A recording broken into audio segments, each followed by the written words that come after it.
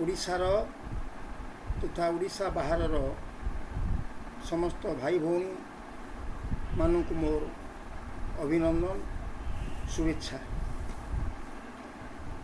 ଓଡ଼ିଶାର ବହୁ ଜ୍ଞାନୀ, ଗୁଣୀ, ସାହିତ୍ୟ, ସଂସ୍କୃତି, ଶିକ୍ଷାପ୍ରେମୀ ଭାଇ ଭଉଣୀମାନଙ୍କର ଅନୁରୋଧରେ ଆଜି ମୁଁ ଚାରିପଦ କଥା ଉପସ୍ଥାପନ କରିବାକୁ ଯାଉଛି।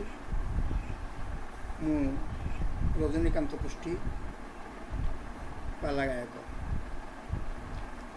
ସୋମବାର ମହାପ୍ରଭୁ ଶିବ ଠାକୁରଙ୍କର ବାର। ଭାରତୀୟ ପୁରାଣ, ଧର୍ମ, ଦର୍ଶନ, ସାହିତ୍ୟରେ ଶିବଙ୍କର ମହିମା ଅକଳ୍ପନୀୟ, ଅବର୍ଣ୍ଣନୀୟ, ଅଚିନ୍ତନୀୟ।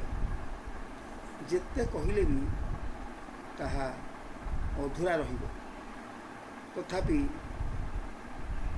ପ୍ରଭୁ ଶିବ ଠାକୁରଙ୍କ ସମ୍ପର୍କରେ ମୁଁ ଚାରିପଦ କଥା କହିବାକୁ ଯାଉଛି।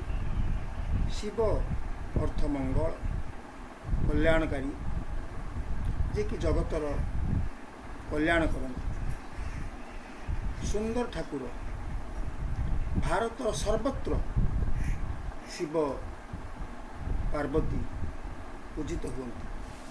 ସନ୍ଥ କବି ତୁଳସୀଦାସଙ୍କର ଏକ ସୁନ୍ଦର ବର୍ଣ୍ଣନା ରହିଛି।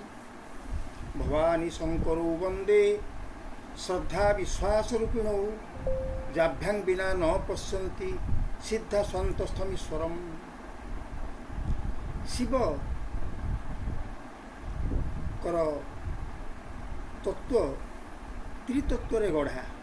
ତାଙ୍କ ପରିବାର ମଧ୍ୟ ତ୍ରିତତ୍ତ୍ୱ। ଶିବଙ୍କର ନାମ ଶଙ୍କର, ମହେଶ, ତିନି ଅକ୍ଷର ବିଶିଷ୍ଟ। ଶିବଙ୍କର ବାହନ ବୃଷଭ, ତିନି ଅକ୍ଷର। ପାର୍ବତୀ ଜାହ୍ନବୀ ପତ୍ନୀ, ତିନି ଅକ୍ଷର।